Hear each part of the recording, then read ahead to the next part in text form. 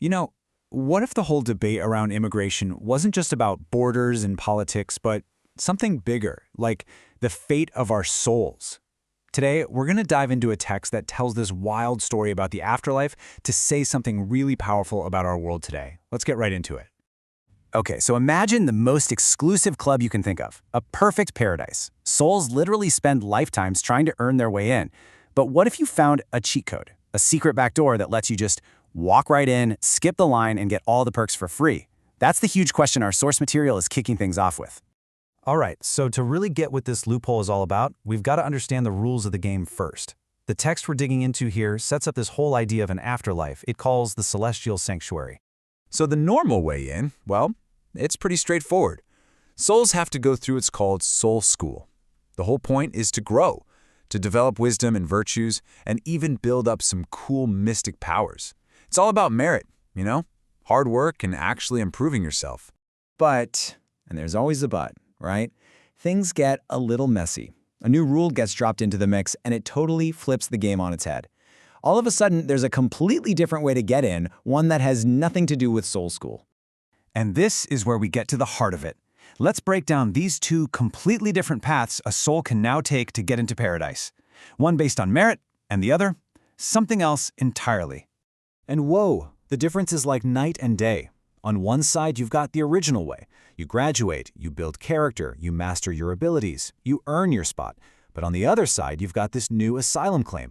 All you have to do is cross the border illegally, say you're a victim of these beings called tempters, and just believe you'll be forgiven. No graduation required. And listen to this. The source gives us a direct quote from a soul who's using this loophole. The vibe is crystal clear. Break the rules, and you'll get a mansion, freedom, everything for free. It's a complete 180 from the whole idea of earning your place. So, who are these tempters that everyone's claiming to be victims of? While the text describes them as these invisible, super powerful beings. And their main goal is to corrupt souls, but not through force. They do it with lies, with deception, and by dangling this promise of a super easy, fantasy lifestyle.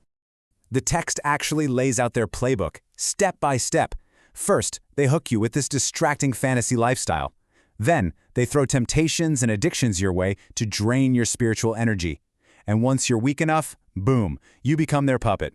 The source even points out that younger souls are way easier to trick with this method. So you've got this whole epic cosmic drama playing out, right? You've got soul school, a celestial loophole, these manipulative tempters. But this is the moment where the source hits the brakes and completely flips the script on us. Yeah, that whole story about the celestial sanctuary, the migrant souls, all those rules, it was all just one big allegory, a giant metaphor.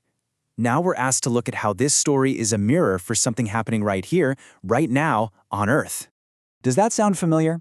This quote, which the source attributes to a young migrant, is almost word for word the same as the one from the migrant's soul. And there it is. That's the reveal. The whole celestial story, it's really a commentary on immigration and the asylum system in the United States. And the parallel gets even more direct when the source talks about a ruling from this character called Judge Rev. The author just lays it all out, a one-to-one comparison. A declaration that everyone has a right to be there, a rule that you have to claim you're oppressed, and a legal system so crazy backlogged that it basically means everyone gets to stay anyway.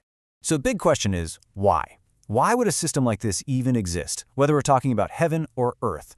The source argues it's no accident. It's actually a deliberate tactic. According to the characters in the story, this whole setup is designed to weaken the society from the inside out. The goal isn't to invade from the outside, but to corrupt the system by changing the rules, making everyone dependent and distracted. And here's the pattern they say to watch out for.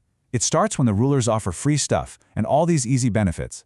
Then, the people become dependent, so they keep supporting those rulers, all while being distracted from the real issues. The text says that eventually, the productive people get fed up and leave. And the ones who are left behind, they're too dependent to fight back when the free stuff finally runs out.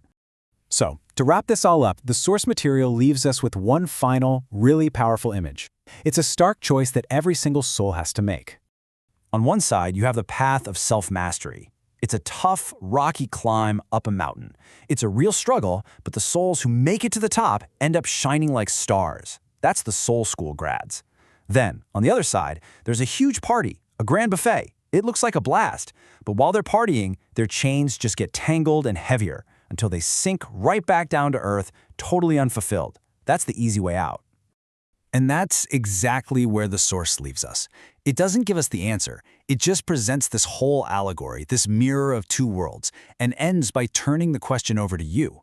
A tough climb that leads to mastery, or an easy party that just brings you back to square one? Which path would you take? It definitely leaves you with a lot to think about.